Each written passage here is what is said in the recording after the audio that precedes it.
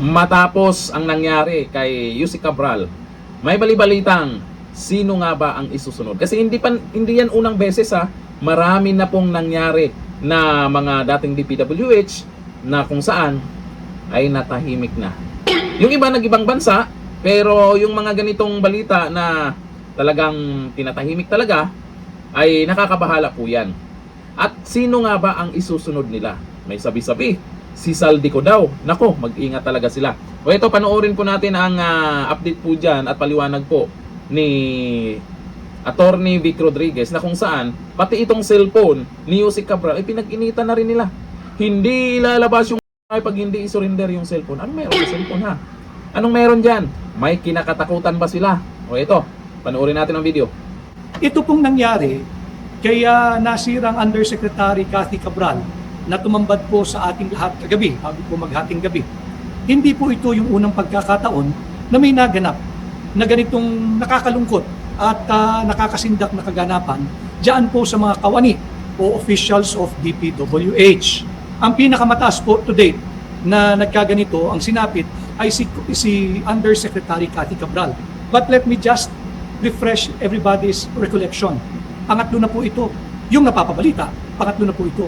Meron po yung nangyaring ambush diyan po sa isang engineer din ng DPWH, diyan po sa Ilocos Norte. Yun po yung nauna, yung ambush sa isang engineer ng Department of Public Works and Highways diyan po sa Ilocos Norte. Ikiramay din po tayo pagdamat huli na sa mga naiwan ng engineer na yun. Meron din pong nangyari sa Sorsogon. Yung Sorsogon naman ganun din. Hindi para sa akin hindi malinaw yung cause of death. Nung civil engineer po ng DPWH Sorsogon, ito po yung chairman ng Bids and Awards Committee.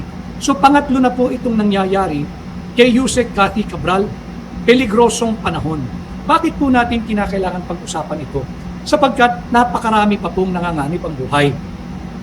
Yung mga lehitimong kritiko, yung legitimate dissenters of this corrupt and bankrupt Marcos Jr. administration, katulad ko po, hindi po tayo nakakatiyak sa ating kaligtasan. Kanya dapat natin itong pag-usapan. Subalit pag-usapan ho muna natin yung mga kagaya niyan, opisyal at kawani ng DPWH. O di kaya, yung mga kawani na may kinalaman sa delivery ng mga mali-malitang pera. Hindi ba't nagpahayag si dating Congressman Saldico? Yung statement po ni Saldico, maituturing po yung direct evidence. Maituturing po yung direct testimony. Ang problema lang talaga, meron pong abogado si dating Congressman Saldico, and these are all good lawyers. Ang pinagdidiskursuhan lang ho natin dito so you can form your own independent and principled opinion on the matter. No? Yung pagbubunyag ni Saldico, hindi po pwedeng bastang sabihin inadmissible or hearsay or violation of the rules of court, yung res inter alios acta rule or violation po ng Article 3 Section 14 ng ating saligang batas kung saan may karapatan po yung inaakusahan na makaharap niya ng face-to-face yung nag-aakusa sa kanya. Nariyan po yan. Nandyan po yan sa saligang batas, nandyan din po yan sa supplementary law kagaya ng ating rules of court. Subalit, pagka ganito kalawak ang korupsyon, yung direct testimony, yung direct evidence na ibinunyag ni Saldico, yung 100 billion pesos insertion na ipinag-utos mismo ni Bongbong Marcos. At ayon sa paglabas ni Saldico, yung 25 billion pesos na kanyang i-deliver kay Bongbong Marcos. Yung hatian nila ni dating Speaker Martin Romualdez.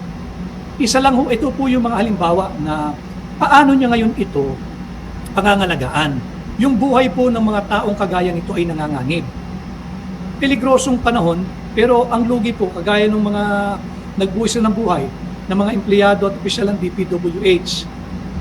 Kawawa ho yung pamilya, ang daming sinasabi na ito'y kumita, bilyong-bilyong piso, pero nakita ho ba ninyo yung video, how the body was being retrieved? Mature talk naman po ito.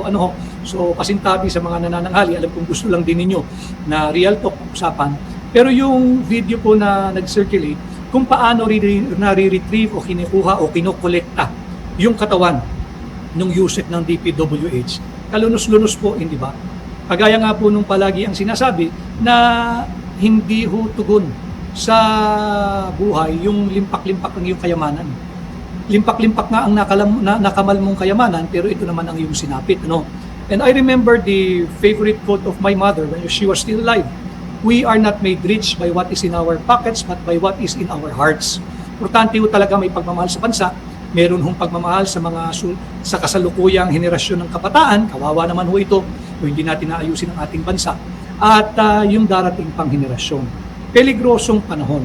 Si Saldico, namimiligro po ito. Pero paano natin mapangalagaan yung kanyang nalalaman? Paano natin maprotektahan yung mga ebidensyang hawak niya? He is being challenged by those in the corridors of power now. Kanyang, DOJ, Ombudsman, umuwi ka dito. Umuwi ka dito, harapin ka namin. Alam naman natin na ito isang bravado lamang ng taong nasukol na. Umuwi ka dito. Hindi ho patas yung ang dadatnan niyang laban pag umuwi siya. Kaya nga siya lumabas, dahil base doon sa video niya, siya pinalabas. Lumabas ka na muna, kami nang bahala sa'yo, ariglado ka na. Mamumuhay ka na ng marangya, kami nang bahala sa'yo. Subalit nung naramdaman niya na siya ay linalaglag, nagdesisyon ho siguro yung tao na tika muna. Kabahagi ako nitong web of corruption, itong may conspiracy pong naganap Pero malinaw kay Saldico, hindi siya ang mastermind. Maaring siya yung bastonero ng mga magnanakaw, siya yung direktor ng mga magnanakaw, pero hindi siya ang mastermind. Itinuro na nga niya yung mastermind. So paano natin pangangalagaan yung kagaya niyang testigo na eyewitness testimony po yung kanya. Nakita niya, nakaharap niya, parehas po ito nung lagi kong rini-refresh sa recollection nung mga mulat na po nung panahon ng impeachment ni dating Presidente Erap Estrada.